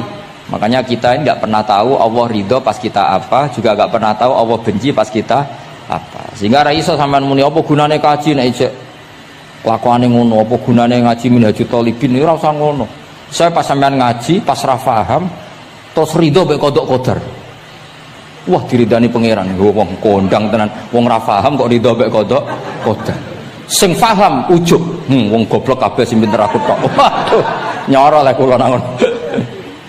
Jadi kita tidak pernah tahu Allah itu meletakkan ridhonya di mana, meletakkan sukhtunya di mana. Wonten orang Hawariyin dalam cerita Ihya. Orang Hawariyin itu orang-orang hebat, wali-walinya Allah, pengikut Nabi Isa. Ono preman liwat.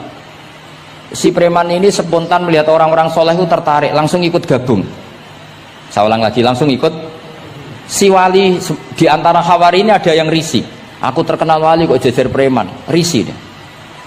Maka si wali tadi mempercepat jalannya karena risih jejer nama preman. Sing preman dari awal memperlambat jalannya karena dia bilang misli saya seperti saya nggak layak berjejer dengan orang soleh. Intinya si preman menjaga kesopanan, si wali memelihara keangkuhan. Jadi si preman dari awal dia sudah merendahkan jalannya karena nggak ingin sejajar. Si walinya tambah banter karena ingin nggak jejer. Allah saat itu juga menfirmankan ke Nabi Isa karena masih zaman nubuah, Isa liyas ta'nifa al amala, dua orang ini memulai amal dari nol. Wali ini tak hapus semua amalnya, preman ini tak hapus semua dosanya, semuanya nol. Yang satu untuk barokahnya adab, yang satu untuk afatnya ujub. Jadi mulane dadi kiai koyo kula ya repot, nek ketemu fasik kok repot. Ape kancanan kok diamuk sampean rontok garis keras ngene iki. Gus kok kancanan wong fasik. Ape ra kancanan kok nang ujub. Mulane kula ora jelas ya perkara niku mboten tak dudono. Kenapa Gus Bak sikape ra jelas? Ya bawaane wong alim ora jelas, bocah kok kandhane angel. Dadi bawaane wong alim ora jelas. Tapi ora jelas e wau karena ape kancanan wong fasik. Engko kancanan wong fasik kok dadi syariat ya ndak mungkin. Sok suci ya ora. Nah, makanya didawakan Allah laisa laka minal amri syai'un au yatuba alaihim au yatu. Jadi wong fasik potensi ini di sepuro pangeran, tapi ya potensi disiksa pangeran. Nah, delok potensi di sepuro kita oleh ngancani, nah delok potensi disiksa kita ora oleh. Masalahnya kita tidak tahu. Nggih, masalahnya kita tidak tahu. Delok tengene cerita-cerita wali. Wong sowan Sunan Bonang iku nggawa gula salam templek ra mesti dadi wali. Kali Jogo sing kenale lewat begal dadi wali. Kali Jogo kenal Sunan Bonang pertama iku mergo napa? Begal. Kenalane wae lewat begal. Tapi malah dadi wali. Suraka kenal Nabi ku perkara ape bacok. Mergo dekne ku ana sayembara sing iso nyekel Muhammad, ya tentu dijangkar wong sing ngomong wong kafir, sing iso nyekel Muhammad. Mulane dadi kiai ku bingung. Nak nyeritakno tareh kok nyebut Rasulullah kan gak mungkin, wong kafir kok kayak sayembara sing nyekel Rasulullah sallallahu alaihi wasallam dikei hadiah. Ya mosok wong kafir kok sayembarane muni apa? Sing nyekel Rasulullah sallallahu alaihi wasallam tak kei hadiah. Sing bacok Muhammad Rasulullah sallallahu alaihi wasallam tak kei hadiah, kan mboten mungkin wong kafir kok muni ngono. Sing kiai sing bingung sing nyeritakno kiai apa muni? Sing nyekel Muhammad tak kei dhuwit. Muni Muhammad kan kadung ra kulino wong. Cara sampean dadi kiai ya milih ndi? Nyeritakno omongane wong kafir. Milih ndi? Mulane kula kadang kiai ora di pilihan bahasa. Mergo mulane Imam Suyuti sopan-sopane wong, tapi nek muni Iqra ya Muhammad. Mergo iku satu-satunya kesempatan jangkar Kanjeng Nabi. Kan sing dawuh Allah Iqra. Lah mesti Iqra ya Muhammad. Mergo Allah sing dawuh ning Kanjeng. Tapi nek kita ning Kanjeng Nabi kan gak mungkin muni ya Muhammad. Sekamane ana sayembara, sapa sing iso nyekel Muhammad tak kei unta 100. Suraka tertarik ikut. Tapi barokah kesalahan itu malah roh mukjizat Rasulullah sallallahu alaihi wasallam. Ketika ape baca napa ambis sampai ping 3. Lha iki awale salah niate yo salah, tapi pangeran ngersakno untuk hidayah. Kemudian yang terakhir saya beri ijazah tentang Al-Fatihah ya, karena ini surat yang populer Kalau saya ijazahi Quran 30 juz pasti sampean nggak hafal. Atau ijazah surat Baqarah. Kalau mau Baqarah mau. Ijazahi surat Baqarah mau 2 juz setengah. Mau Mas Asep? Ya Fatihah aja yang gampang ya. Nah, ya kulhu Fatihah ini paket ringan ini. Tapi pahalanya apa? Besar. Ini beda ya, artinya selama ini mungkin Anda baca tapi monoton ya. Tapi ini saya bacakan teks aslinya tentang istilahnya itu mazaya itu kelebihannya Fatihah. Saya baca Arabnya dulu, nanti ini terakhir ijazah tadi kan saran-saran umum tentang sosial. Ya, pokoknya jadikan kebaikan itu punya nilai sosial yang baik lah. Jadi nanti orang yang nggak amanah nggak laku, ya calon bupati, gubernur, presiden yang nggak amanah juga nggak laku. Begitu juga kiai yang tidak amanah juga nggak laku, suami yang nggak amanah juga nggak laku, istri yang nggak amanah juga. Sehingga kebaikan ini jadi nilai sosial yang dalam tanda kutip sudah keniscayaan. Yang diinginkan Allah itu seperti itu, bukan kebaikan yang dipaksakan karena kekuatan negara. Maksudnya kalau bisa kebaikan itu tidak usah dipaksakan. Memang sudah satu kebutuhan. Kayak cerita-cerita di negara maju itu, bahkan apapun jatuh itu nggak ada yang ngambil apa itu. Makanya gambarannya Mekah Medina kan gitu kan, barang jatuh nggak ada yang berani apa ngambil itu, saking sudah jadi sistem. Sehingga banyak negara di Eropa itu yang sampai nggak punya tentara, nggak punya polisi karena kebaikan itu sudah. Nah kita kan masih capek, polisinya aja capek, apalagi masyarakatnya, karena ya kebaikan itu belum jadi nilai bersama. Nah, kita selain ditopang negara, ada polisi, ada tentara, itu kita usahakan kebaikan itu jadi nilai bersama. Tadi wa'tamiru bainakum bima'ruf. Dan kita punya reputasi yang bagus dalam bab ini. Saya masih ingat kecil saya itu yang jilbaban hanya keluarga kiai. Sekarang rata-rata masyarakat itu jilbaban. Dulu yang sekolah SMP, SMA itu jilbaban kadang dulu malah dilarang ya, harus sama seperti itu seragamnya. Sekarang sudah boleh. Dan nyaman. Lama-lama yang dapat simpatik ya yang pakai pakaian model tertutup seperti itu. Lama-lama gamane cara wong golek mantu ya golek yang seperti itu daripada yang blodor. Lama-lama jadi nilai bersama. Ya ingin saya seperti itulah. Di terminal juga sama. Orang mau makan cari warung yang kelihatan ada ayat kursinya, pakai jilbab, atau paling enggak dia enggak mungkin lah nyuguhkan yang tiren atau yang haram. Akan ada garansi sosial. Ada apa? Ada garansi apa? Sosial. Dengan penampilan yang soleh itu kan, masa iya nyuguhkan oplosan babi gitu misalnya itu. Jadi nilai sosial itu harus benar-benar jadi nilai. Sehingga negara biar gak capek-capek itu. Polisi juga gak capek kan, karena tugasnya corong Jawa mau ngawat-ngawati tok, tapi sudah tidak perlu tegang karena kebaikan sudah jadi nilai bersama. Ya, ingat-ingat ya ayatnya tadi, wa'tamiru bainakum bima'ruf. Jadi kebaikan itu harus jadi nilai bersama. Iktimar itu menjadi urusan bersama. Makanya kalau kita rapat besar disebut apa? Muktamar. Muktamar itu urusan bersama. Ya tadi, imamnya sholat juga menopang Gojek karena enggak lama-lama nopang Grab, nopang Kernet, nopang penjaga Indomaret, penjaga bensin, pom bensin. Nah dia hanya punya waktu 5 menit terus imamnya baca Baqarah kan. Iya imamnya mursyid, mungkin dia tambah lama tambah dapat aplaus dari muhibbinnya, tapi makmumnya dia tambah lama tambah dapat penghormatan dari pecintanya, tapi kitanya wah khusyuk wali kan, dia dapat status naik lah. Kita yang sudah tidak ikut jadi wali diganggu apa pekerjaannya. Kalau ada imam seperti itu sampai mufarokoh saja, niat ya Allah sampai sini saja saya makmum orang itu, silakan orang itu punya urusan sendiri dengan jenengan, ya sudah atau salib saja apa. Nah, itu boleh kalau dalam fikih namanya apa? Mufarokoh. Mufarokoh itu niat. Tapi kamu jangan langsung selonong mufarokoh, niat dulu. Pamit sama Allah bahwa sekarang mau mufarokoh. Tapi ya jadi sholat yang aneh kan, imamnya masih rukuk, kamu terus sujud, terus apa-apa selesai ya. Mungkin dalam pandangan itu orang lain ini maksudnya makmum gimana ini kok begini. Tapi sudahlah Allah Maha tahu. Insya Allah dimaklumi. Ya saya baca tentang Fatihah ya, karena sampean pasti sering baca Fatihah. Supaya apa sekaligus jadi jimat lah gitu. Jadi kalau kamu sering di jalan-jalan yang mungkin sepi atau mungkin kan tidak semua teman Grab itu nasibnya bagus yang di Semarang Jogja. Mungkin yang di Kalimantan di Papua kan ada yang 10 kilo gak ketemu rumah, ya kan? Yang lihat di TV-TV itu kan kasihan kan. Sudah 10 kilo gak ketemu rumah, penumpangnya kuwekar preman tuh kan. Ini makan orang enggak kan gitu.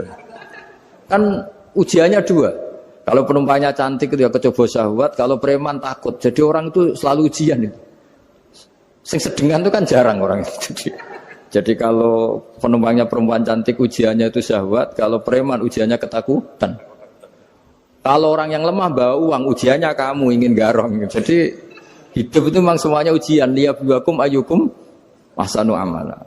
Makanya saya sering ditanya oleh teman-teman, Gus, nah ujiannya kenal wong wedok elek piye sama? Kenal wong ayu ujiane syahwat, kenal wong elek ujiane ngenyek, itu sama-sama dosa. Syahwat ya dosa, ngenyek juga dosa. Wah elek keriting untune metu ya dosa ngomong gitu. Kadang-kadang orang berpikir enak kancanan wong elek gak dosa. Kata siapa? Kancanan wong elek itu ya dosa karena bawaannya ngenyek. Ngenyek itu menyepelekan itu. Makanya saya itu ya nggak mau berteman sampean. Nanti kan bawaannya ngenyek atau seneng ya tidak tahu. Ya sudah ada takdir saja kalau ketemu ya tak ulang ngaji gitu. Tapi ini ngaji terakhir, setelah ini ngaji biasa aja, tidak usah resmi gini. Ngaji kok resmi aneh. Pokoknya nanti suatu saat kalau pandemi sudah berlalu saya akan ngaji Rebone, lalu ini ngaji. Ini ngaji yang kurang bagus karena ngatur kiai kurang berkah ini. Nanti tapi ya lumayan lah masih mau ngaji. Ngaji kok tanggal ini jam ini. Sekarang suatu saat kamu tak panggil, Mas Wahyu datang ke sini jam ini, tidak mesti bisa. Mungkin pas ada acara apa, oh, maaf ke sini pas ngecek, pas apa. Gitu. Jadi ya sudah, tapi tak maafkan, enggak apa-apa. Takdir ya. Tak bacakan, supaya sampean tahu keramatnya Bismillah. Nah sebelum saya bacakan Bismillah Fatihah, tak beritahu tentang ilmu tafsirnya, karena ini penting sekali.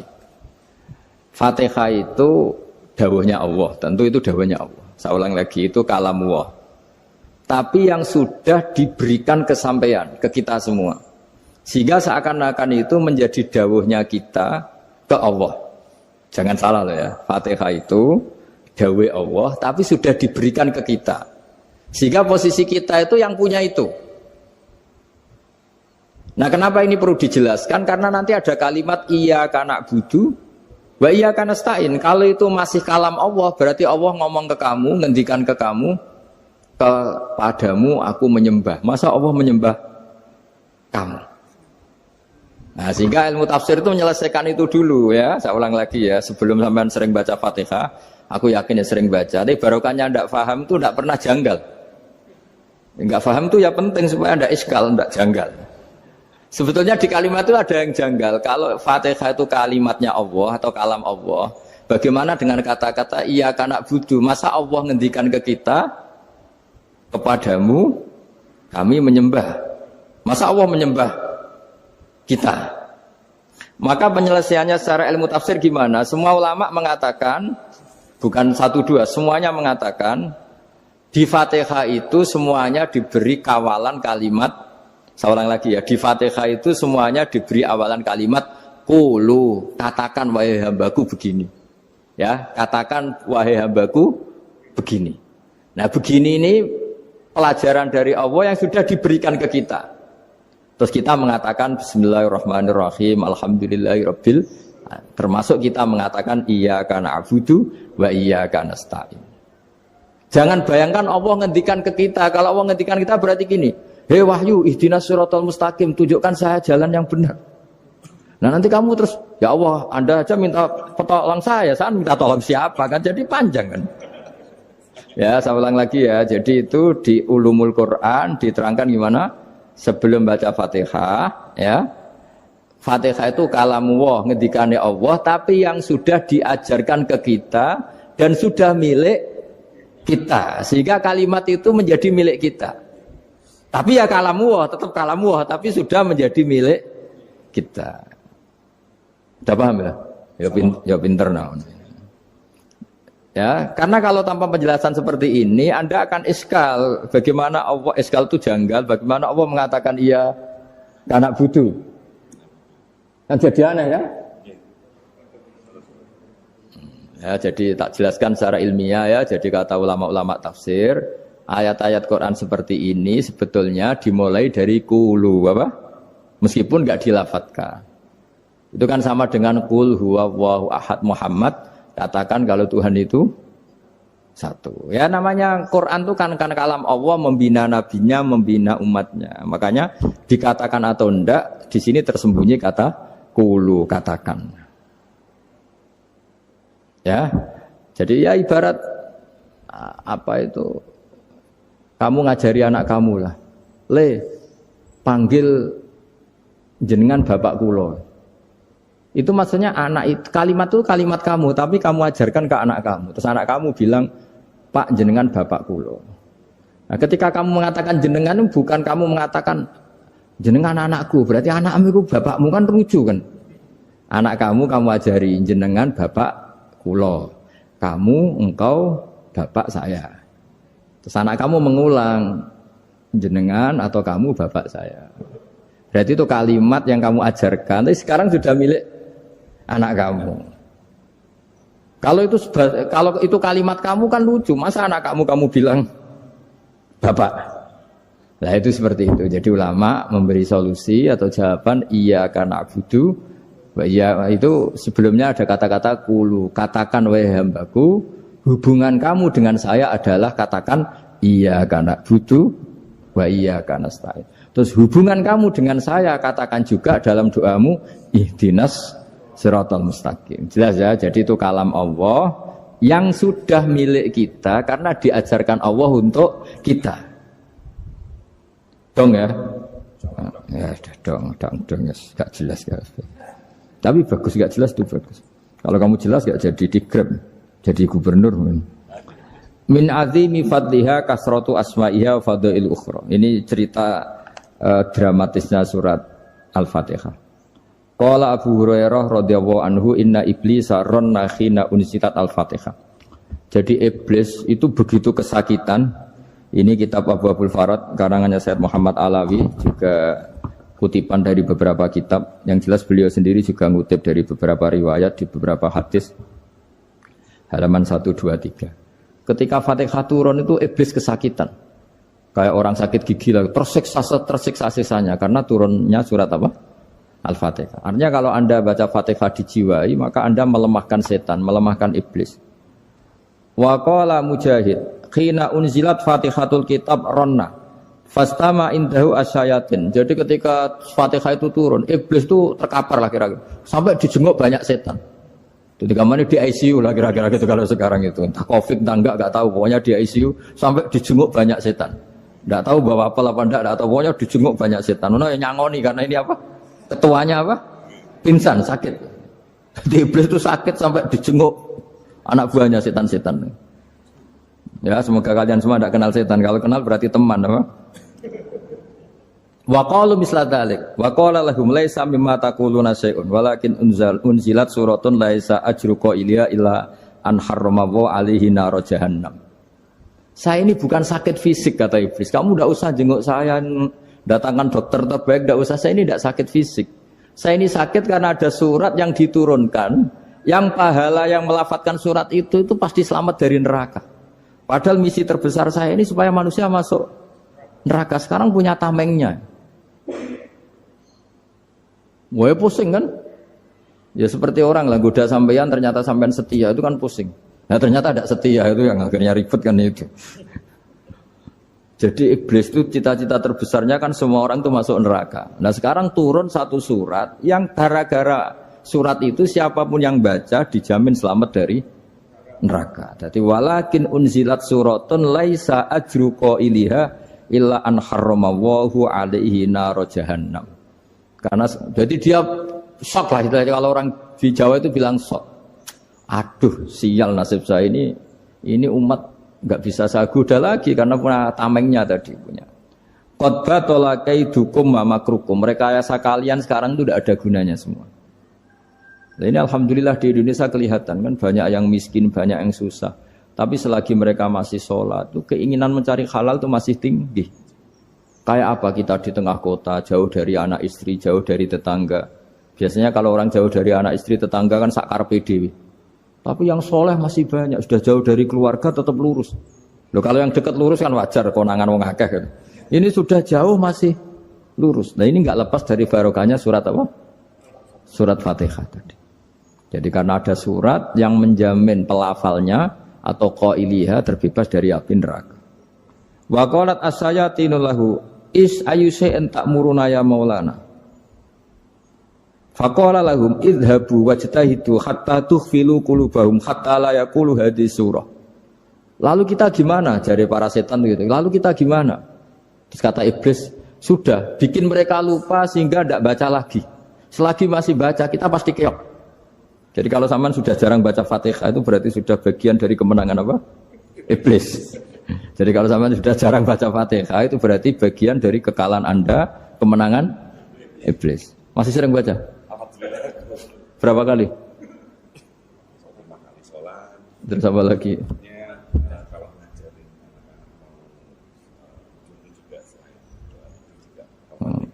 Kok 5 kali tok itu? Berarti pas salat fardu tok itu. Enggak 5 kali itu mendingan itu 17. Kamu itu ngitungnya jangan 5 ini. 5 waktu itu berarti lumayan lah. Berapa? 17 ya? Ya. 17 ya? Ya. 17. Tapi kalau makmum tuh sering separuh kan, apalagi makmum tarawih. Ya kan? Makmum tarawih itu bacanya Fatihah ada yang sempurna enggak ya? Ya enggak lah. Baru alhamdulillahirabbil alamin ruko ikut ruko gitu. Makmum kan yang tarawih teman. Kalau tarawih jarang sempurna ya. Fatihahnya itu. Kan imam sudah ruko. Kamu bacanya Fatihah sampai mana gitu? Baru setengah ya. Ya paling pas tarawih aja kan enggak sempurna ya. Apalagi kalau imamnya sing kilat tuh waduh malah. Nah, ketika Fatihah itu sebegitu keramatnya, sebegitu topnya, itu setan rapat singkat cerita itu yang tadi dipimpin oleh iblis yang sedang terkapar apa? Terus tali obatnya enggak ada, cuma dia shock karena ada surat yang turun yang melafatkan itu pasti selamat dari apa? Neraka. Nah, ini gimana saran Anda? Terus sarannya adalah bikin orang-orang itu lupa enggak baca Fatihah. Nah ini rapatnya iblis. Idzabu wajtahidu hatta tufilu qulubahum hatta la yaqulu hadhihi surah. Kala yuksiru qira'ataha wa la yakunu lahum ajrun wa thawabun bal yakunu lahum adzabun wa iqabun.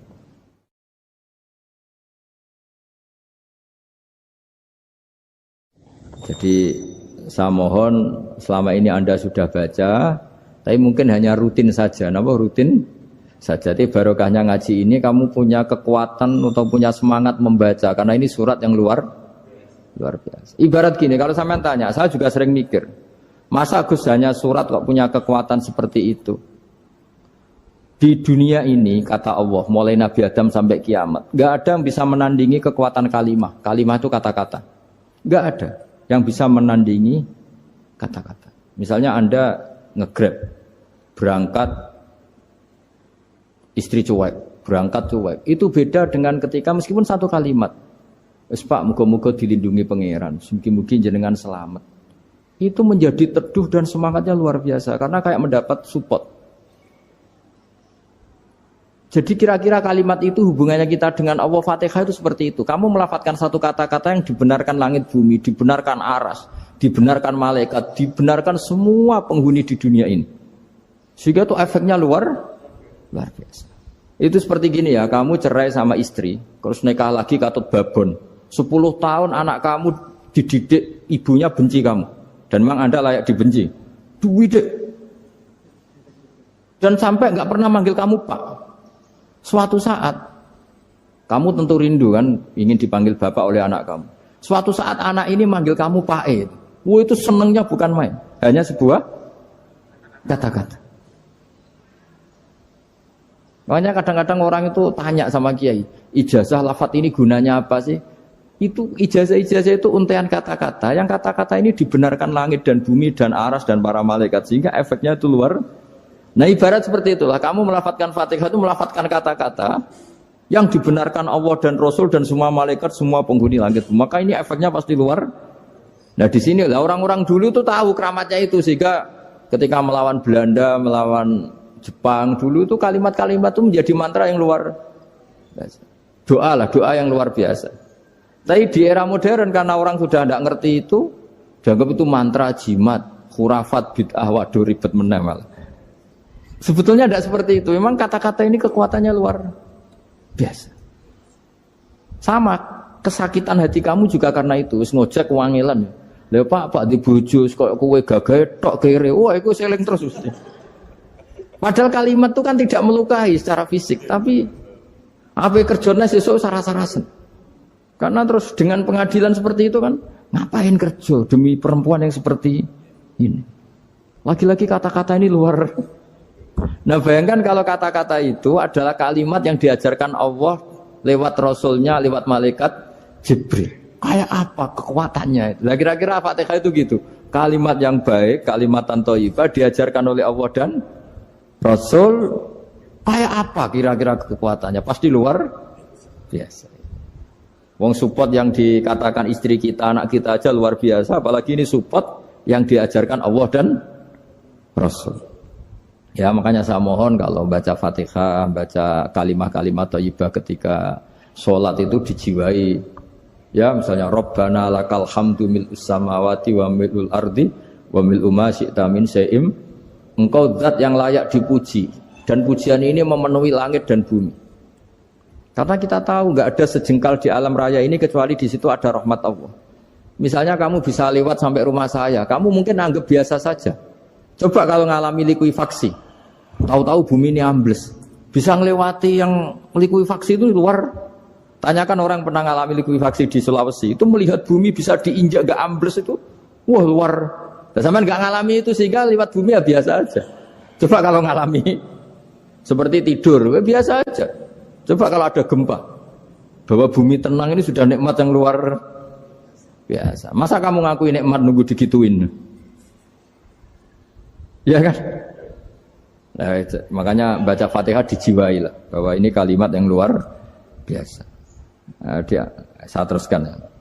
Warwa Muslimun fi sahihihi an Ibnu Abbas radhiyallahu anhuma annahu qala bainama Jibril alaihi salam qaidun dan Nabi sami anaqidan min fawqi farafa'a ra'sahu faqala hadza babun minas sama futihal yawma lam yuftaqadhu ilal yaum fanazala minhu malakun faqala hadza malakun nazala ilal ardi wa lam yanzil qattu ilal yauma fasallim waqal absyir binuraini qad uti tahuma lam yu'tahuma nabiyyun qablak Fatihatul kitab wa khawatimu suratil Baqarah. Jadi suatu saat Jibril ini jagongan kira-kira gitu sama Rasulullah. Tahu-tahu langit itu gemuruh.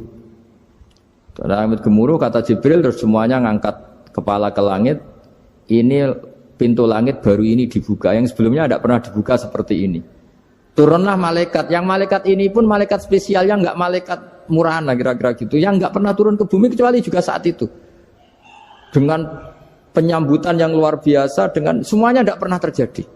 Hanya karena bahwa surat Fatihah. Jadi ini surat yang luar biasa, pengawalannya lewat malaikat yang spesial, enggak pernah turun di bumi kecuali saat itu. Penyambutannya juga enggak pernah seperti itu, baru seperti itu. Jadi semuanya itu spesial.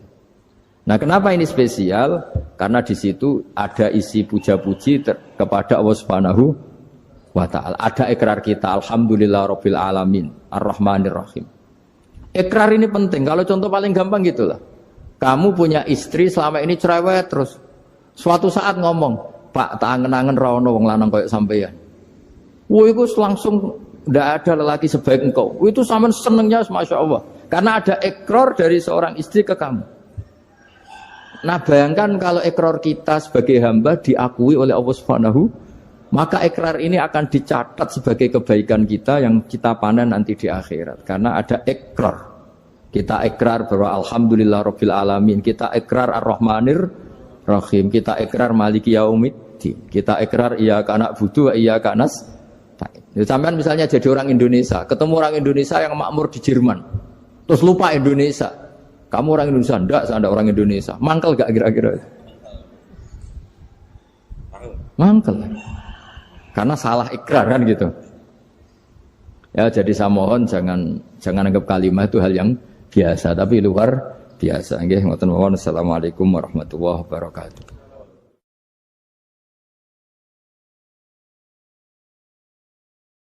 Saya berkali-kali kampanye di mana-mana lah, kampanye dan menganjurkan. Di antara catatan dalam Suhufi Ibrahim wa Musa kan ada kan di Quran itu yang dinamakan lampiran-lampiran wasiatnya Nabi Ibrahim dan Nabi apa? Musa. Itu di antara catatannya begini. Orang yang punya akal itu adalah orang yang bisa menikmati sesuatu yang baik. Misalnya gini, contoh gampang gini. Kamu punya anak pertama atau punya anak yang masih kecil. Itu gendong tuh senangnya bukan main. Melihat anak sehat tuh senangnya bukan main. Mungkin saat itu banyak orang yang sedang maksiat dengan perempuan nakal atau dengan teman-teman nakalnya. Yang nganggap seperti itu tidak nikmat.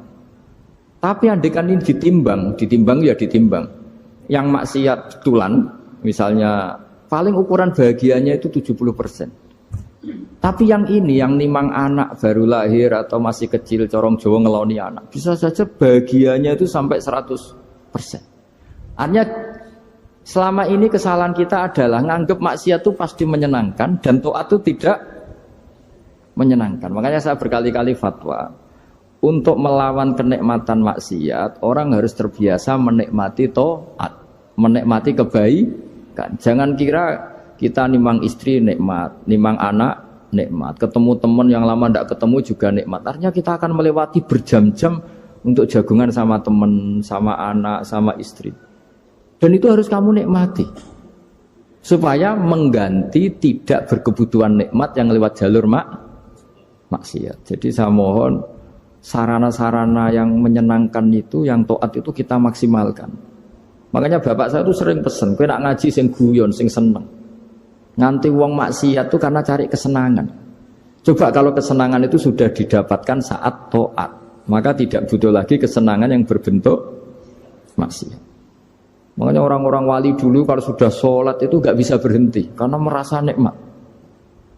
Makanya Nabi pernah ngendikan wa qurratu aini fi sholat, nyaman saya itu kalau sedang jono aku ahli makhras. Akhirnya Quran wong rono umur dukun. Kepengen jabat, Kang gawe khataman 1000 Kang aku ben dadi pejabat. Nah, Quran akhirnya difungsikno kaya tabib. Sing jelas ahli Quran spesialis makhraj. Terus dalam kurung ikhlas sekali. Sing ngaji seneng, wis entuk ilmu gak kepikiran salam tempel. Barang ikhlas jebule bojone do minggat mergo ora entuk apa-apa. Wis disebut wal mukhlisun ala khotorin azim. Wong ikhlas itu dalam bahaya besar. Karena ya rawan takobal wa minna minkum takobal ya.